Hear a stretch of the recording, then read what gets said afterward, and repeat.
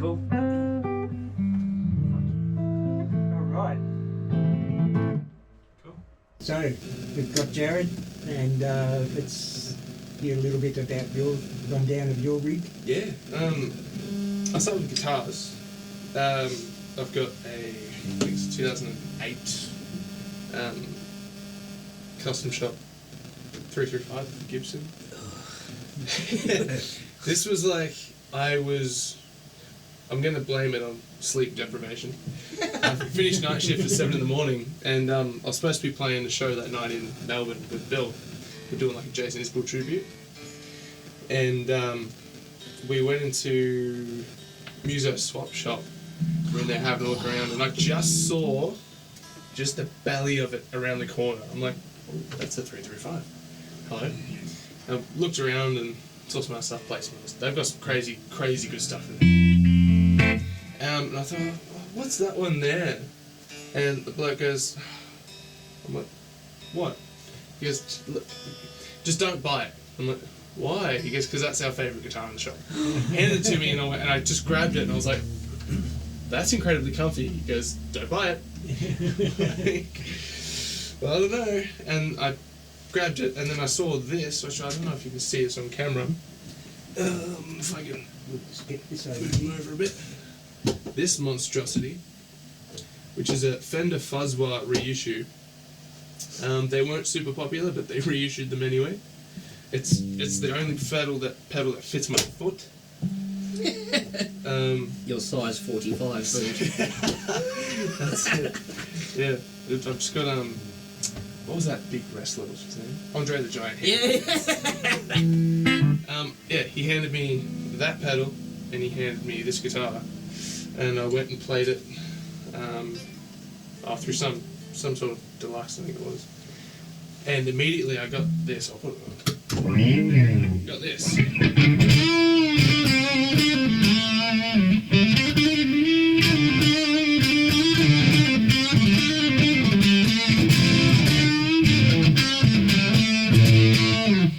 And I immediately put it down and said, Bill, you play this, I need to ring my missus. So yeah, he played it, and as Bill does, he made it sound way better than I did. And I actually walked out of the shop without it. And then they got to Monday, because it was on a Saturday or something like that. I forget what day it was. But it was the next week. I just dreamt about it and dreamt about it and dreamt about it. I'm like, oh, damn it. And I'm looking at the only amount of money in my bank account. I'm like, okay, bugger it. So I called him. I was like, hey, you know that 335? He goes, oh, were you in last week? I was like, yeah. He goes, you bought the Fuzzwah? I'm like, I sure did. He's like, it's still here. I'm like, can I make it not there? He's like,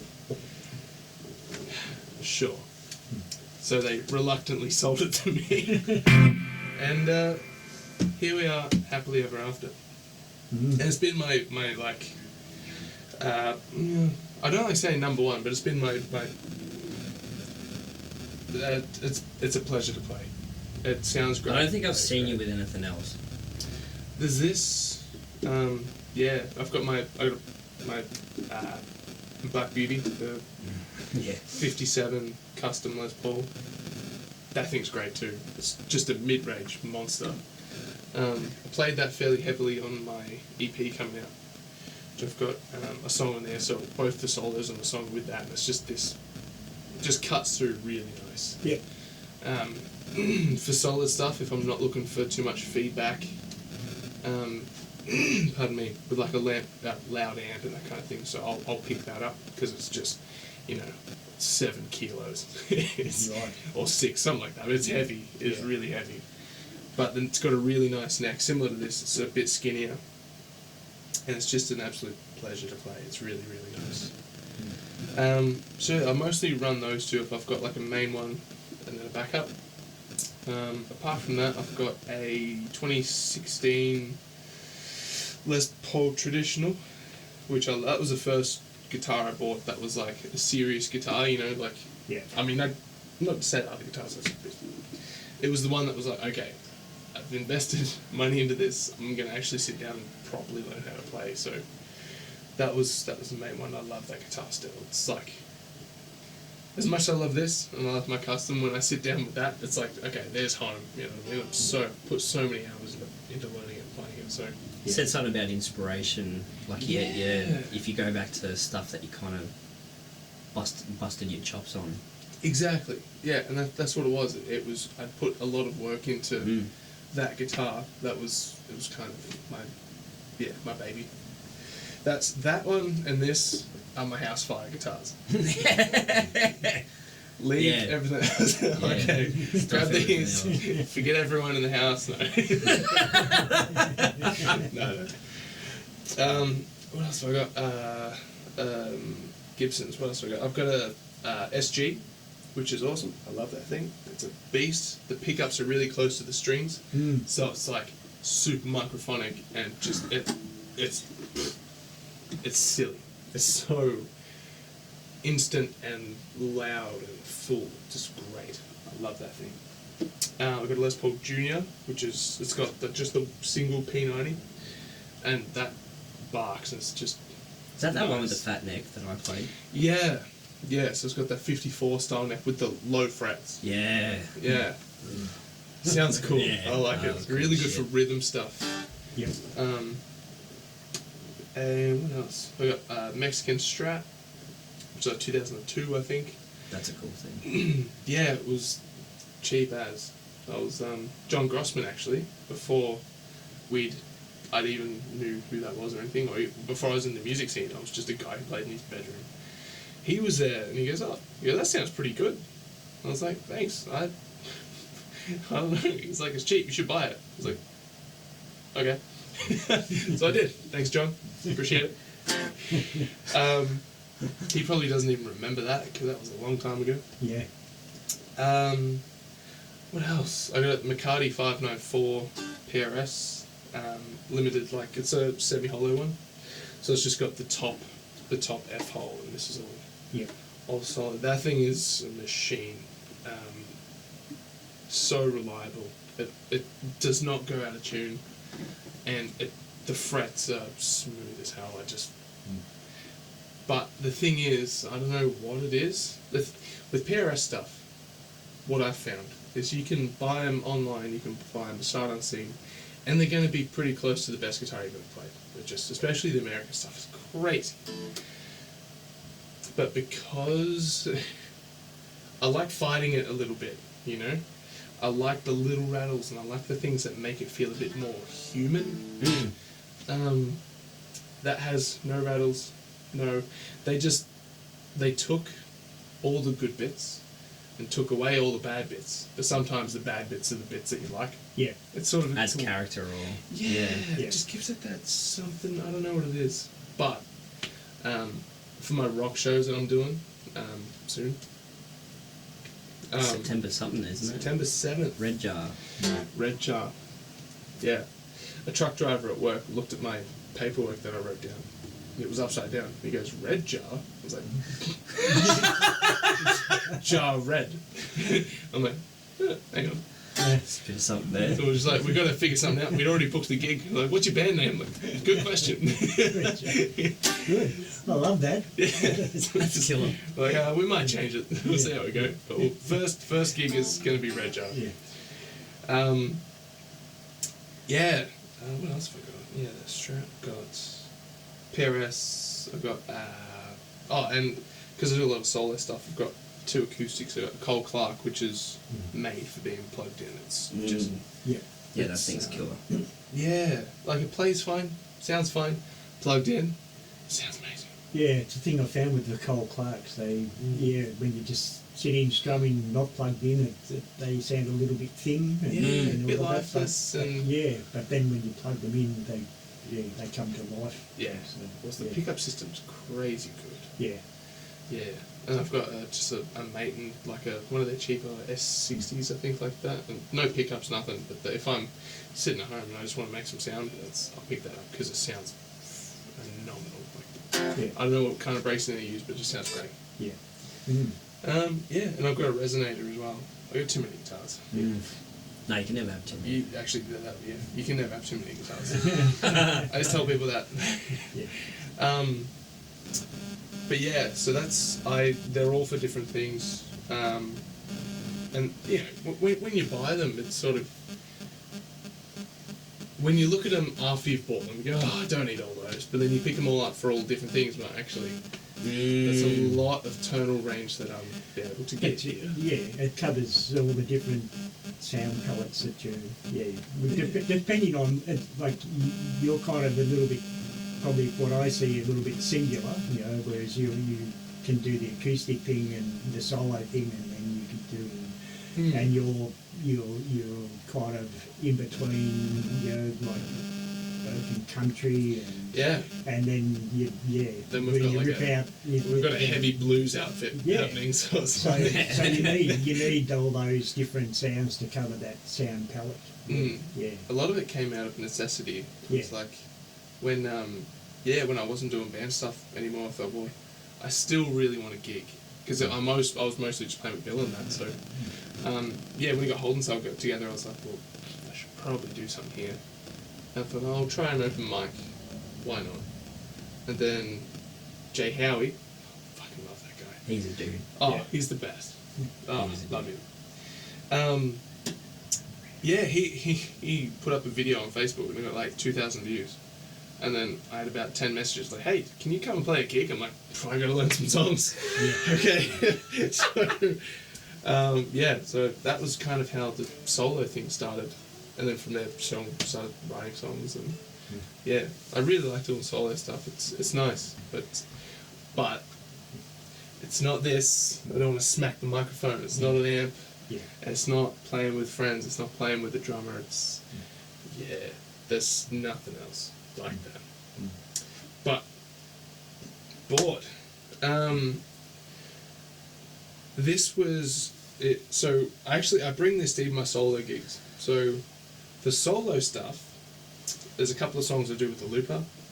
And I got the X4 because you can loop a short loop on loop 1, and then over it syncs it up. You can you can loop a long loop on loop 2. I'll give you just a bit of a demo so you know what I'm saying. Yeah. So I do like a okay.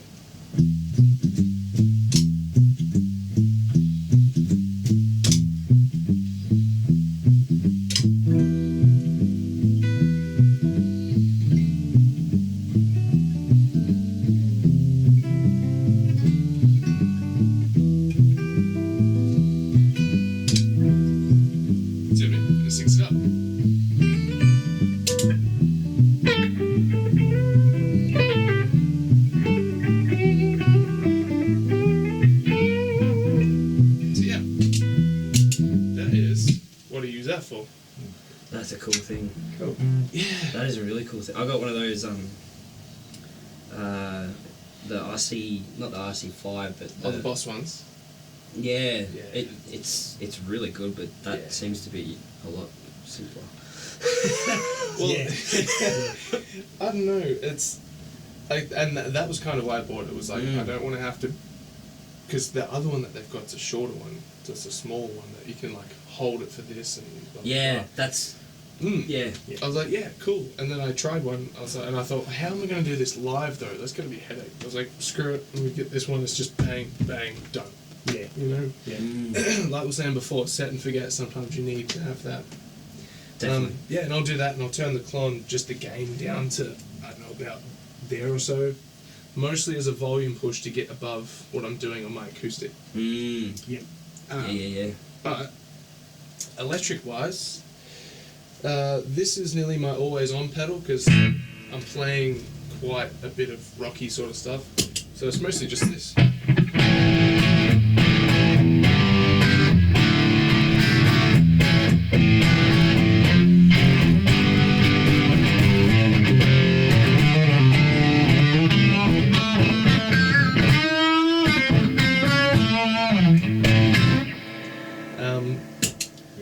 I've got I love the clone mid-range thing that it's got. It just does something in my brain. But it works really well with who I'm playing with at the minute with Red Jar. I play with Tom Adlow, and he's got this Marshall DSL 40, and that thing is Yeah. a top end Squawks. poke machine. Yeah. Yeah. So this has quite a bit of bottom end and mids. So when we're playing together, Yeah, The they whole play yeah. nice. Yeah. it fills out Yes. out the room well, which is Yeah. good. So that's mostly what I use that for. It's that just that honky mid range.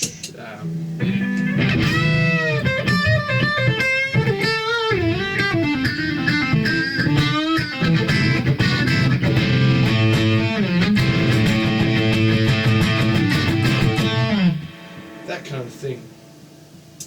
So actually, I probably should start at the start. My apologies. We've done the fuzz wah. Yeah. Went through that earlier. It's a one-trick pony. The wah, I'm not keen on. I've got to do something with that and make the wah bit sound better. Tom Fox, we're looking at you. Tom Fox set all this up. And Yeah. this was broken.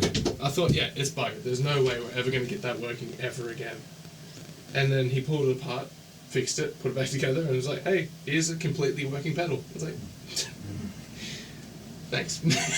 Yeah. Didn't think you could do that, but thank you. So actually at the start, which I like to do, is I like to put all my fuzzes and that kind of thing before the buffer. Yeah. So I've got my fuzz. Now this is the main, Obnoxious. like we were talking about necessity, Yeah. right? I've got a lot of different drive sections and reverb. I've got my looper, my tuner. It's just stuff I need. Yeah. But we're guitarists, so we need the fun pedal. And that is what this is. And it's it nice. is incredibly fun. Just, what's the thing?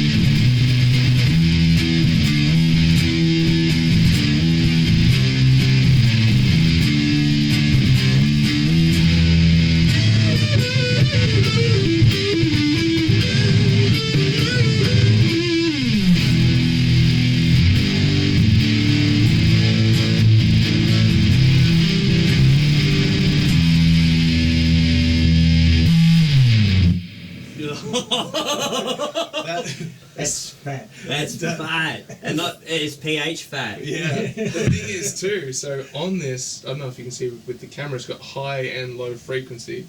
Yeah. So, and those are so usable either way you want to do it. I've got it, both of them set fairly high, so it's got a lot of high and a lot of low. Because I like that.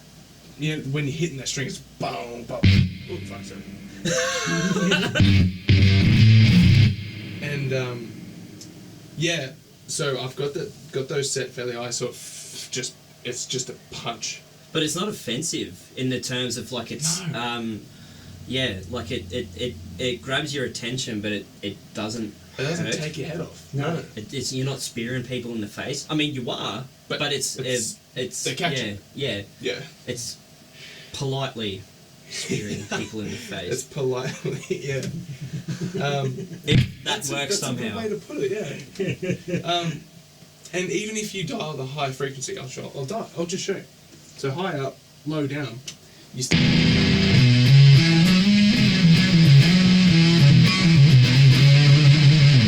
You still have it. It's not taking your ears out. No. It's nice.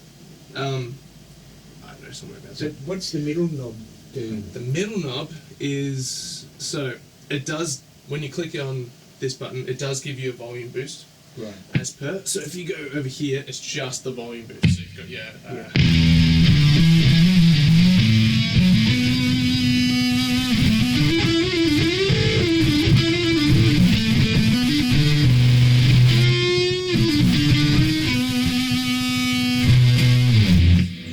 So that's your volume, Yeah. and then you've got a down an octave. Oh, okay.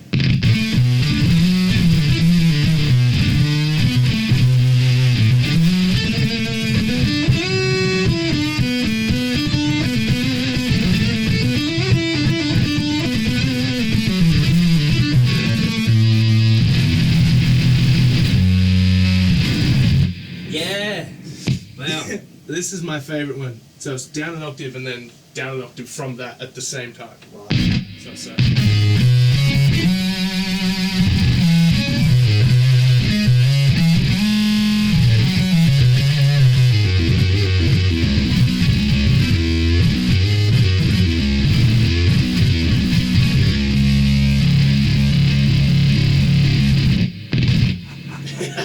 I already know what Ken's going to buy next. I can see it in his eyes. That's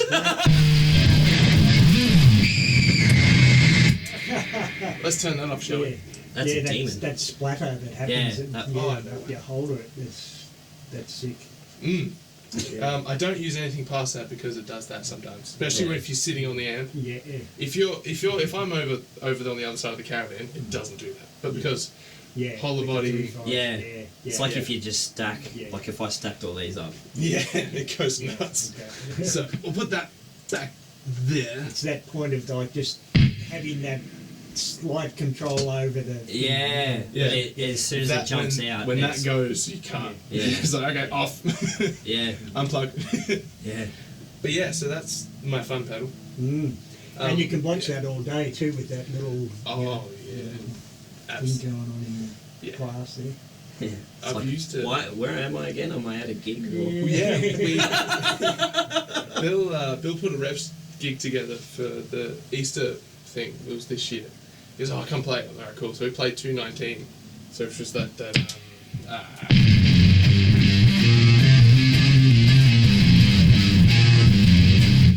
It was like my solo, and I clicked on for the double down one, Yeah. and I made the mistake of looking at it because I'm like, that's because it reacts to what you're playing. Yeah. I'm just looking at it while I'm playing. I'm like, oh, I'm not even looking at the crowd while I'm soloing here. Like, I'm gonna get out of my head. But yeah, so that's my fun one. Takes you to your happy place. It does. Yes, it sure does. Then I've got the tuner, which is just a regular old poly tune with a buffer. It's really good. I've almost found that I've got a Polytune Mini on my other board, and I found it almost to be better than this TU3. Mm. Even though I love the TU3 because you can almost have like another power outage to power another pedal from it. Yeah. But on a sunny day, if the sun's right on it, Yeah, you can't Can't see see. what's going but on. that Yeah. you can have that thing where you strum it once and then it tells you which strings on the display. Yeah. It's really yeah, good. such a good tune. Yeah, good pedal. Fantastic. Mm. So I've got that, which goes into the Clone Centura Seriatone, which then comes back up into the D&M drive, which is, I think, in my opinion, one of the best dual overdrives you can get. I love it. It's so good. It's just that grunty, like...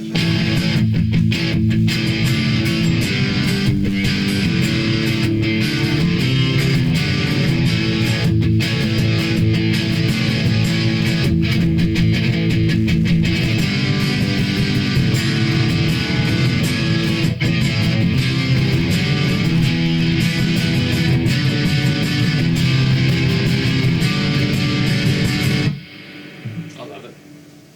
And then you've got the other side, which is sort of, it kind of boosts it, and you can, with this switch here, define which goes into which.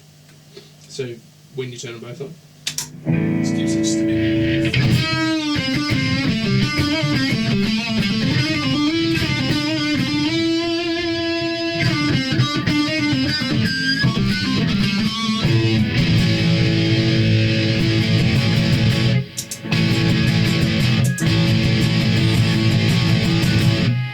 Fattens it up a little bit, gives it a bit more. Yeah. The two faces on it look familiar as well. Yeah, so that's from, you've seen pedal show? that pedal show. Yeah. That's their pedal. Dan and Mick, isn't it? Yeah, I think Yeah. they got Keeley or something. I can't remember. Yeah. Yeah.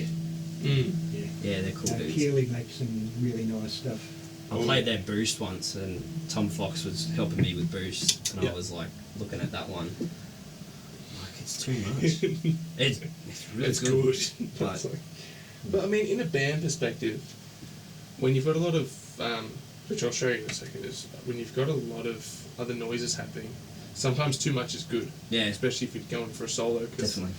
So and that's what I've got this symbol for. Is this was my main overdrive I think I stole it from you. You were going to buy Yeah, it. I went into muso stuff one time, as I usually do, and I tried it out.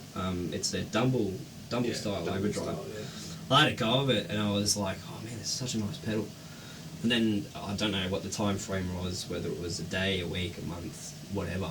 And I went back with the intention of buying it, and then I found out this dude here got it, and it's Caught up for a jam, and you went, "Did you get that from Muso stuff?" Yeah. Yeah. You're like, I was like, you dirty bastard. But it's in the hands of a bloody unbelievably capable player. So it's, we can shit. yeah, we can share. Yeah. I'll have her on Wednesdays. Yeah. You can have the swollen pickle that But I've still got that I haven't tried yet. You haven't tried it. Oh man. I've been looking at this thing too much. Okay, you got to try the swollen. I do have to try that.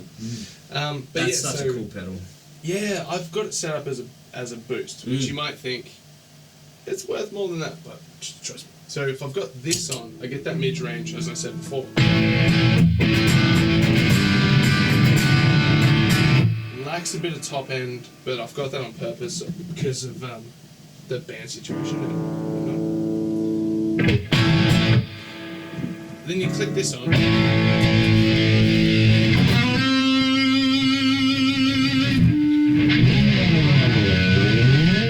It comes back.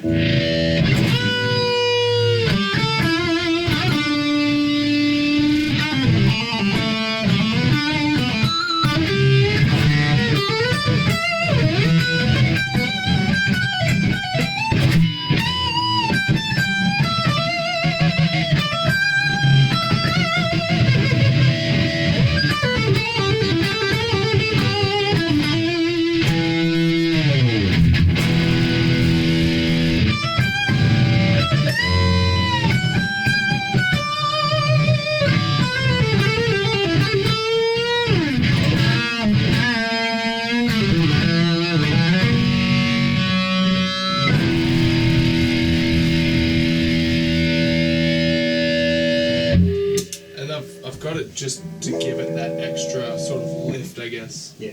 I don't know what sensitivity, accent, or contour actually really do. They don't. It's kind of.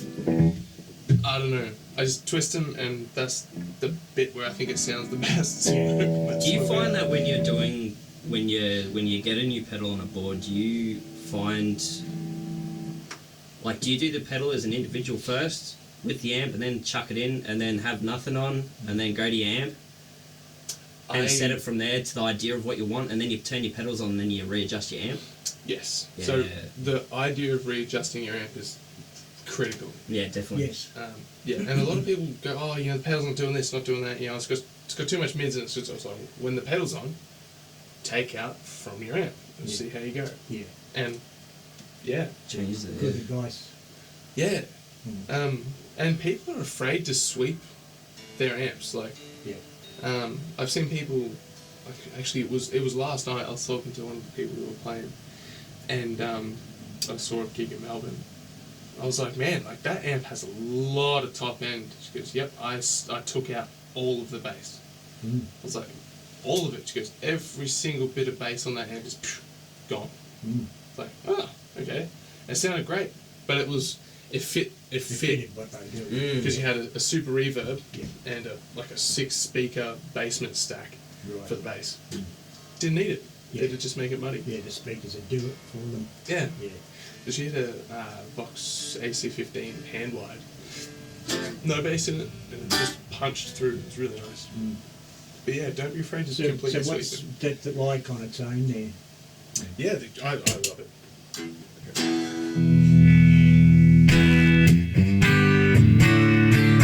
If that's nothing on, that's just clean as. Yeah.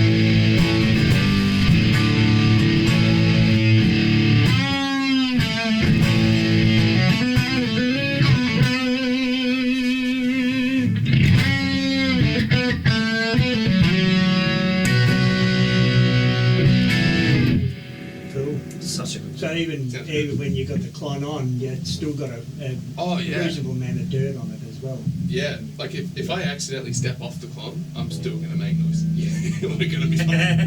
Yeah. But and then that leads us into the reverb, which I think, reverb into looper, which is.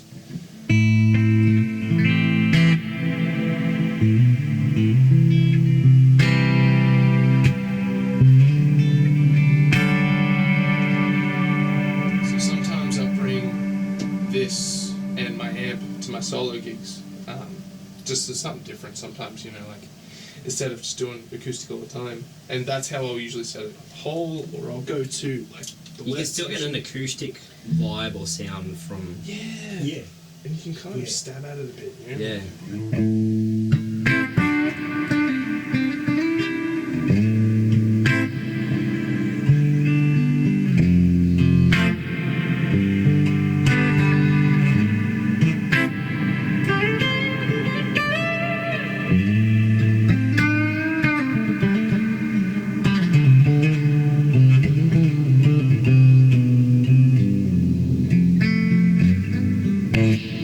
And it just kind of fills it a bit more atmosphere, sort of happening. That's Yeah. probably a bit more than I'd usually. I'd maybe turn that down a touch. Yeah, it's a big shimmer sound, isn't it? Yeah, But it's does lovely have, what it. Yeah. it does technically have shimmer on it. So that was just. Shimmer's like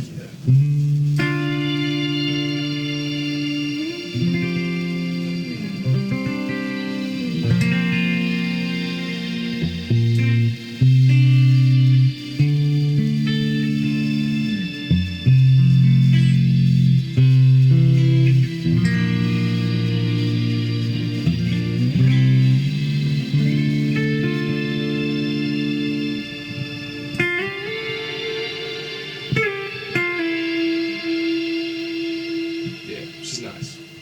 This has been the most It's nice fun. when there's those other notes that Little come bits in in there. underneath. Yeah. Just hold lovely. I've got to sit down and play with the shimmer setting on that because I could hear something in my brain that's like, no, I've got to grab that. There's an earworm in there that's just Yeah. boring in. It's like, haven't quite got it. Figure it out. But a lot of the Yeah, time. very atmospheric, isn't it? Yeah. Mm. Yeah. Cool. But if I'm doing gigs and stuff, if I'm doing band stuff, that's that. That's that.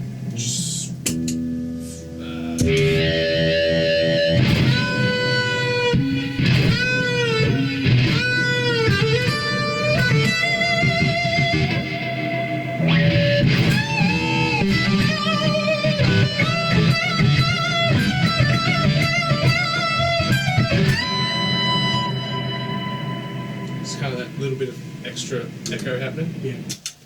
But yeah, Very That's- versatile. that's why I use it. Yeah. It's just really good. And yeah, we're into the looper again, and that's it. I'm probably gonna do a second board. I think.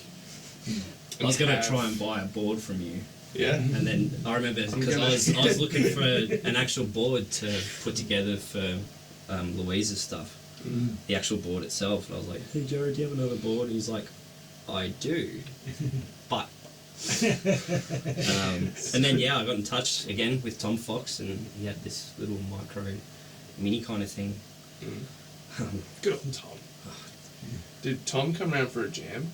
And he helped me replace the tube in this. He got this up to scratch, this amp up to scratch, and my custom 15. Yeah. Dude's an absolute wizard.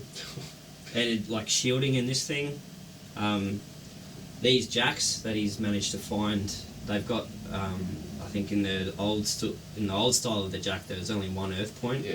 This has got 3 on it, Oh, right. So that's and it's like you try to when you pull it out, like really it's good. It's in there. Yeah.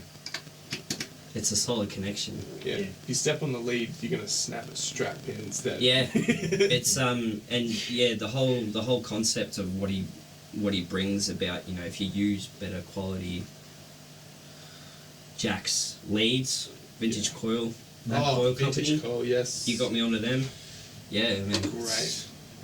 but I found a huge difference, especially when we put those 3-prong jacks in, Yeah. Okay. and if you take that signal or that connection and make it as hard It's as a nice possible. solid one. Yeah. If you look at Eric Tesma's pedal board, the board itself is made out of wood, but he's got like these brackets that drill into the board themselves. Yeah. To stop anything moving. Ah, Even like true. that little tiny movement. Not on. Wow. He's mad scientist sort of stuff. Yeah, right. Yeah, no, Tom came around and helped me because this was a mess. My board, I had no idea how I wanted to sound. But yeah, we fixed up the tubes in this, swapped them out, and he goes, "Oh, all right, I'll have a look at the board," and he immediately pulls all of it off the board, and like puts all the power cables here and all everything here. He goes, "All right," and went through like my whole signal, done that, ended up with how we've got it now. Yeah. And then yeah. I think I got him around one time for like a 20-minute, Yeah. just to ask him a couple of questions and to show me some stuff. 2 hours later. Yep. Yeah. He's And like that. nothing bad about it at all. No, it it's was good. like, he looked at my board and how I wired it up, and he's like, dude, What are you doing? what are you doing? What are you doing with yourself? And then, yeah, watching him go through it, yeah, just an absolute legend. And yeah, I've had stuff like, drinks spilled on that one, and, stuff spilled everywhere, and he took it apart, or took some of these pedals apart, and he's like above and beyond. Above and beyond. Even when he come over, like we finished with the board, finished with the amps and stuff. All right, cool, we'll have a jam. Yeah. Picks up a guitar, goes, that's loose. Yeah, and he's back into it. On all of them. Goes, hang on, let me go and get my toolkit. Goes to his car, pulls out like a full toolkit. Like, fucking hell, man. Thank you, I appreciate it. Yeah. Yeah. So we have a jam, what do you reckon? Yeah, definitely. It's great to see just how you kind of got to where you are with what you've got, and just your process of what works for you, and that's the whole thing. Everyone's different, and everyone's looking for their sound that sets them off, and so to see that there's differences, but there's also there's very similar patterns in what you're doing, and so I think of how we got to the place we're in is very similar. It's like trial, error. Error. yeah. We want to sound like this. Alright, let's go.